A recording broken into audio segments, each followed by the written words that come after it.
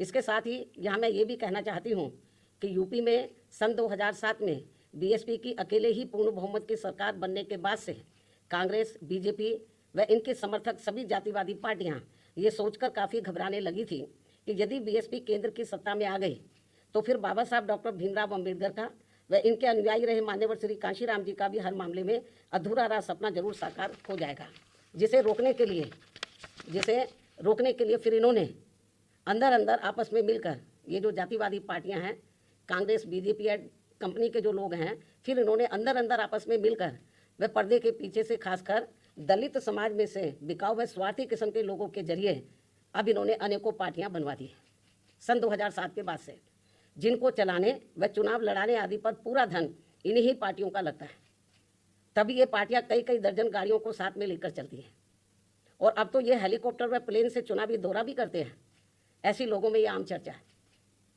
जबकि हमारी party BSP इसके लिए पार्टी के लोगों से बीएसपी सदस्यता आदि के जरिए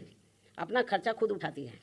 यहाँ ये भी गंभीरता से सोचने की बात है। और इतना ही नहीं, बल्कि फिर ये विरोधी पार्टियाँ अपने राजनीतिक लाभ के लिए उनके हिसाब से उनसे उम्मीदवार खड़े करवा के अब बीएसपी को कमज़ोर करने में लगी है। इसके साथ ही अब तो इन बिकाऊ व स्वार्थियों को मजबूती देने के लिए अब ये विरोधी पार्टियां अपना खुद का भी वोट ट्रांसफ़र करवा के इनके हर राज्य में 1-2 एमपी व एमएलए भी जितवा कर भेज रही है।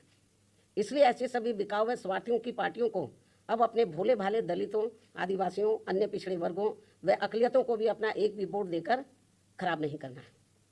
ये सब हमें अभी हाल ही में हरियाणा, महाराष्ट्र, झारखंड के हुए विधानसभा आम चुनाव के साथ साथ यहाँ उत्तर प्रदेश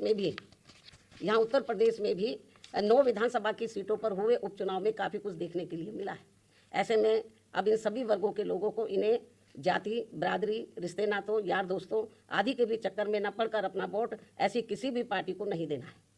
बल्कि अपनी एकमात्र हितैषी पार्टी बीएसपी को ही अपना वोट देना है, जिसकी नीतियों व कार्यशैली को इन्होंने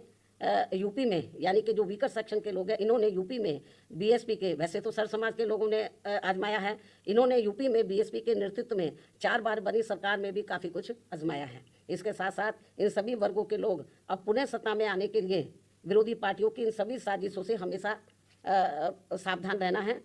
और आपस में भाईचारा पैदा करके अपनी पार्टी बीएसपी को हर मामले में जरूर मजबूत बनाना है तथा इनकी इन सभी साजिशों से ये लोग हमेशा सावधान भी रहें। वर्तमान में समय की यही मांग है और सर्वजन हिताय व सर्वजन सुखाय के लिए इसकी ये खास ज़रूरत भी है। और अब मैं विरोधियों की इन सभी साजिशों के बीच अपनी पार्टी के लोगों ने अपने उम्मीदवारों को यहाँ उत्तर प्रदेश में, महाराष्ट्र में, झारखंड में और खासकर उत्तर प्रदेश में जो 9 विधानसभा की सीटों पर बाई इलेक्शन हुए, तो इन सभी सीटों पर अपनी पार्टी के लोगों ने अपने पार्टी के उम्मीदवारों को जिताने के लिए जो पूरे जी जान से कोशिश की है, तो उनका मैं पूरे तय दिल से आभार प्रकट करते हुए अब मैं अपनी बात यहीं समाप्त करूं।